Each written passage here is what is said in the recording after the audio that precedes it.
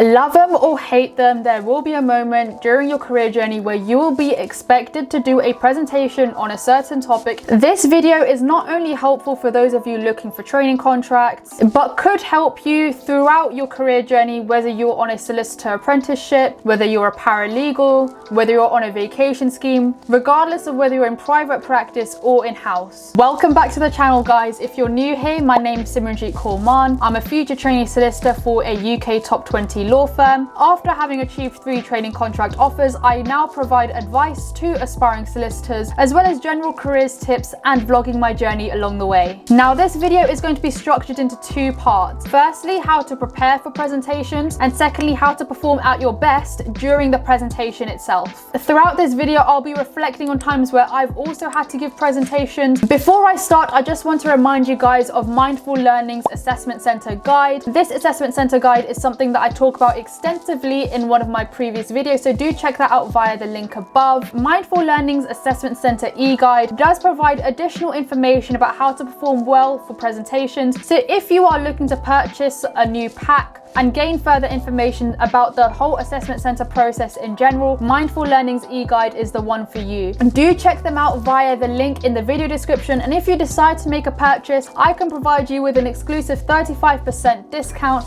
using my code SIMS35. So now let's start off with how I prepare for presentations. Now, preparation here mainly depends on what you're applying for in the process. I'm going to talk mainly about my experiences during the training contract process where I was expected to present on a certain topic. So in these situations, I've usually had to do a presentation during the vacation scheme itself or in the final training contract interview. However, you can also face presentations during the assessment center itself. This is just something I personally have not done, but it doesn't mean that it's not possible. I think the first presentation I've had to do was during a vacation scheme where I was paired with another individual. And I had to do a presentation about diversity and inclusion in the legal sphere. I vaguely remember talking about gender pay gap, but that's literally all I remember. I've also had to do 2 presentations on legal tech and the role that it's had in legal sphere. I've had to do this firstly for an agency recruitment company, and I've also had to do this as part of my final training contract interview. So with these topics in mind, so diversity, inclusion, legal tech, it's fair to say that you could be asked to present on a topic that's quite prevalent in the legal sphere right now. For example, you could also be asked to present on things like the saturation of the legal market, the effect of COVID-19 on the legal sphere, the effect of Brexit. So to prepare, do make sure that you have some kind of general knowledge and awareness of these themes and topics that could crop up in the legal sphere. And if you are not aware of them, start building your commercial awareness on these topics from now. What I would also suggest when you are doing presentations and preparing for presentations on these topics is to make sure that you approach and explore a wide range of sources. So not only relying on one source for your commercial awareness, make sure you're gaining that whole rounded picture. For these presentations about legal tech and diversity inclusion, I've also been asked questions at the end.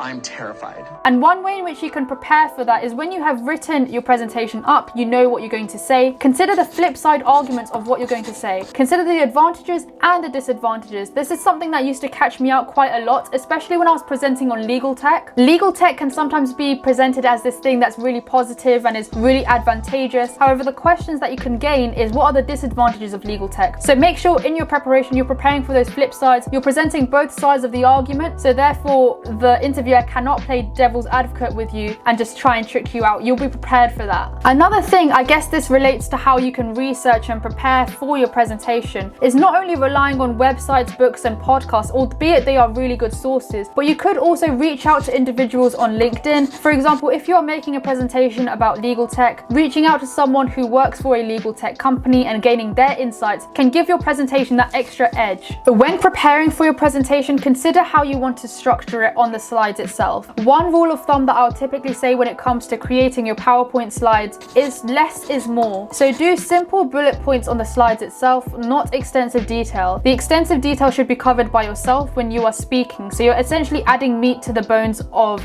the slides itself. This is because you don't want the reader not listening to what you're saying and just reading everything off the slide. The main thing with presentations is to make sure that the listener is engaged throughout.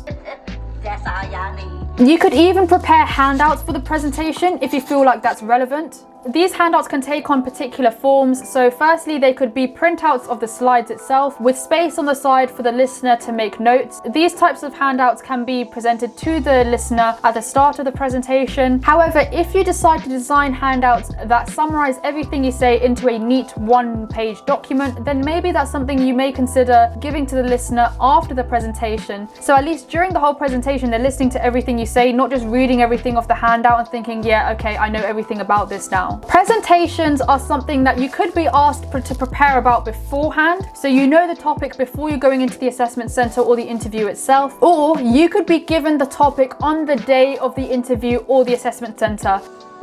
And you could be working individually, you could be working in groups, and you have a set amount of time to prepare and make the presentation. Either way, I still recommend keeping commercially aware and also consolidating your knowledge of the firm, because when you are expected to make presentations on the spot like this is where your previous commercial knowledge as well as your research on the firm can really come into play in making your presentation stand out. If you are expected to make a presentation within a group, please refer to one of my old YouTube videos where I talk about how to work well in group tasks. You can find this via the link above.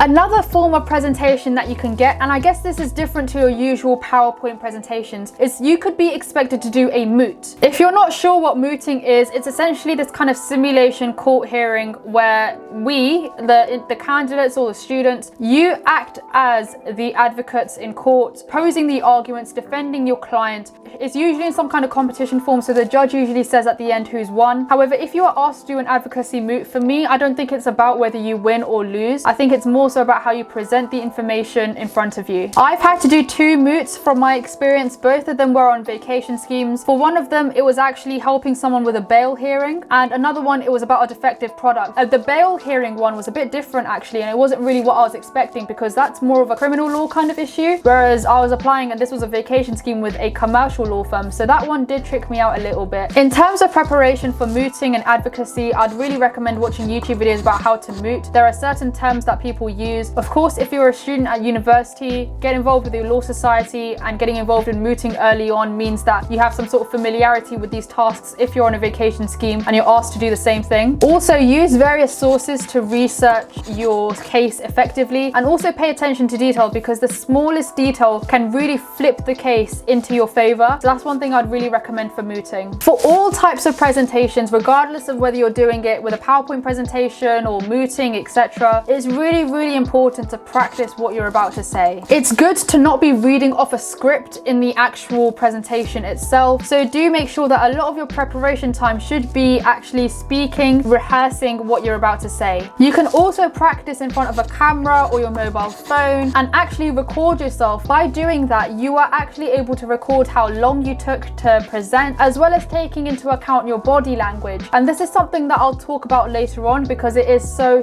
important. If you decide to practice in front of a mirror, in front of a camera, in front of your phone, also look out for those little linguistic habits that you have. For example, or ahs.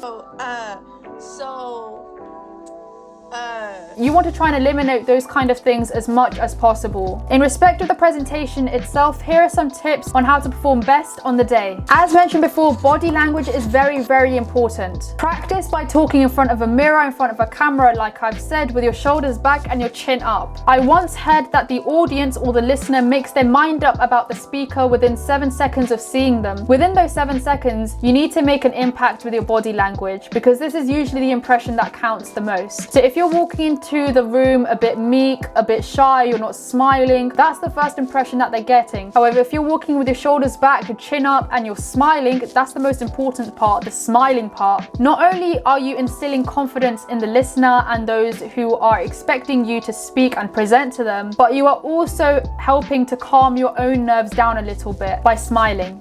Hand gestures and eye contact are very important. They are known to keep the listener engaged for longer. This is why holding a script in front of you can be quite obstructive in terms of restricting your hand gesture movements. If you do want to hold something in front of you like little pointers, that's where flashcards come in, and they are very useful for that. In respect of speech, I tend to speak really fast when I'm nervous, and if you're like me and you do that as well, then do make that conscious effort to slow down your speech. Also, you don't want to be speaking in a monotonous tone. Do you hear how boring that was? You want to put emphasis on certain words in your speech. All these different things when it comes to speaking is what makes you a lot more engaging as well. And if you do have those moments of silence in your speak, don't fill them with ums or ahs. You can fill them with little spaces of silence. Those are really impactful as well. If you're someone who's quite nervous about presentations, I definitely am. I start physically shaking a little bit before them. I think it's really important to remember that this is a situation where you are actually in control. You're the one providing the information, and the interviewers can only ask questions based on the information that you've provided. So you essentially are in the driving seat here. These are all the tips that I had for presentations. Thank you so much for watching this video. If you do like my content, please do like, comment, subscribe. Thank you so much for watching.